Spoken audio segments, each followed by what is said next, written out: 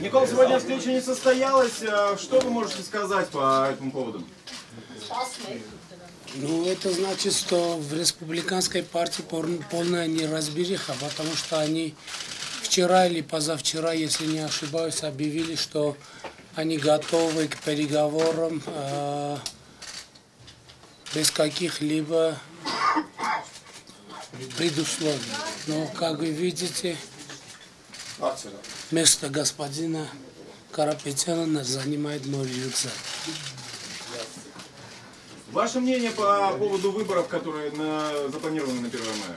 Ваша позиция? Ну, наша позиция понятна. Мы об этом уже говорили. Мы думаем, что победа народа на этом процессе должна быть зарегистрирована еще и де юре. То есть вопрос в этом, хочет ли республиканская партия разрешить этот кризис. Если будет избраться республиканец на пост премьер-министра, то этот кризис не разрешится, потому что мы будем продолжать наши действия, наши мирные демонстрации и так далее, и попробуем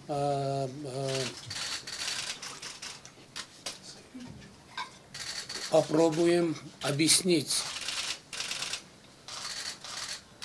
республиканцам, например, Карену Карапетяну, как объяснили Сержу Саркисяну, что он не понимает политической ситуации, которая сейчас сложилась в Армении. Как вы оцениваете переговоры с Путиным? Я считаю, что Российская Федерация, как государство, уважающее международное право, оно не вмешивается в внутренние дела Армении. Я в этом просто уверен. Они тоже вообще это чисто внутриармянское дело.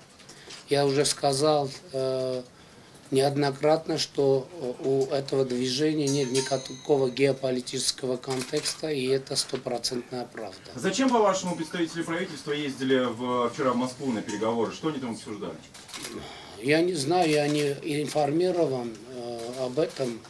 Может, они знают, что в Армении не имеют никакой поддержки. Карен Карапетян хочет создать впечатление, что у него есть поддержка извне, но я не думаю, что вообще это достойное направление мысли, потому что я говорю, что это чисто армянское дело, и я уверен просто, что Россия и вообще ЕС, Соединенные Штаты, как они страны или организации, уважающие международное право, они не будут вмешиваться в дела Армении. Где вы будете находиться 1 мая? Вы будете в парламенте или на улице? И вам не хватает, добавлю, вам не хватает мандата.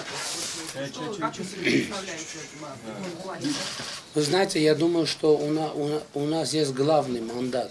Это мандат народа Армении и вообще армянского народа не только в Армении, но и в диаспоре. Сейчас практически 1000 людей из России, из Европы, из Америки, армяне, 1000 армян, сейчас они приезжают и участвуют в наших демонстрациях, потому что они хотят такие перемены в Армении, чтобы они имели возможность возвратиться и жить, и действовать, и делать бизнес в Армении. Я думаю, что это главный мандат. И хочу напомнить, что парламент должен просто иметь в виду волю народа. Грузия. Вы едете сегодня в Гюмри. Почему? Многие оценили уже это как предвыборная кампания. Как вы оцениваете? Что значит? Ну, вы знаете, эта акция началась вообще-то из Гюмри. Когда я сделал первый шаг из площади Вартананс в Гюмри по направлению Ереван, и мы прошагали 215 километров из Гюмри до Еревана, и поэтому это такой символический акт пойти снова в Гюмри, в то же место, уже в другой политической ситуации. И это просто... И потом вы едете в другие города.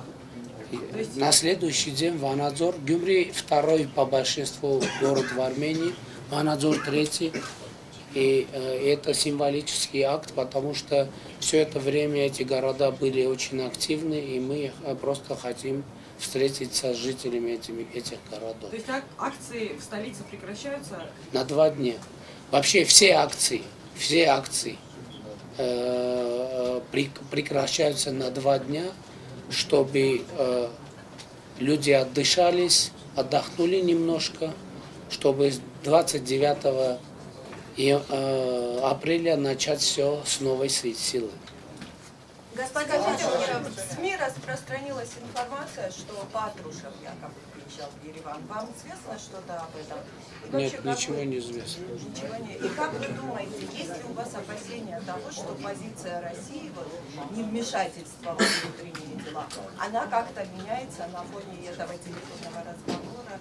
И вот есть у вас какие-то опасения? Нет у меня никаких опасений, потому что воля народа – это решительная сила, воля народа Армении – это решительная сила в Армении. И еще я хочу говорить о воле российских армян, потому что я уверен, и российские власти тоже могут увериться в этом, что 90% российских армян поддерживает нас. В разных городах России проходят митинги, демонстрации в поддержку нашего движения.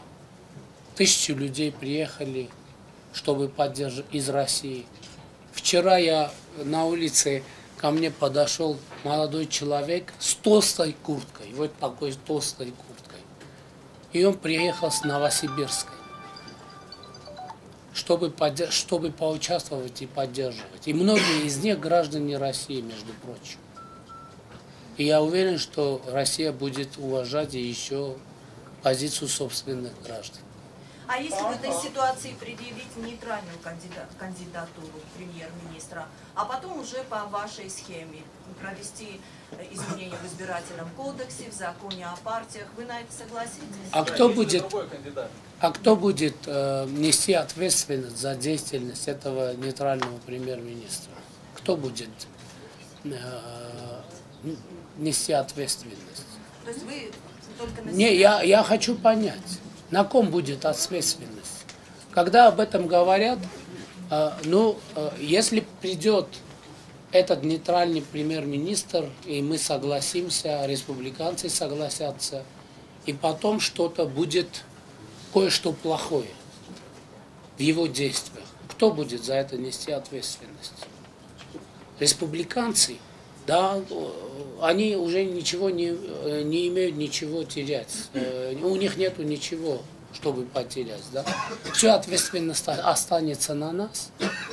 Если ответственность будет на нас, почему наш кандидат не должен быть премьер-министром?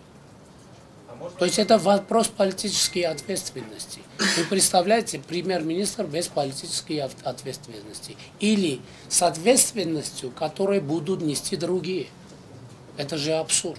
Как это де юре сделать, сформировать, чтобы было правильно конституционно? Как? Как де юре это? То, что мы предлагаем, это на 100% соответствует Конституции. На 100%, не на 99%, а на 100%. Потому что по Конституции Армении парламент может назначать премьер-министром любого гражданина. Не обязательно, что он был членом правящей партии или членом парламентского большинства.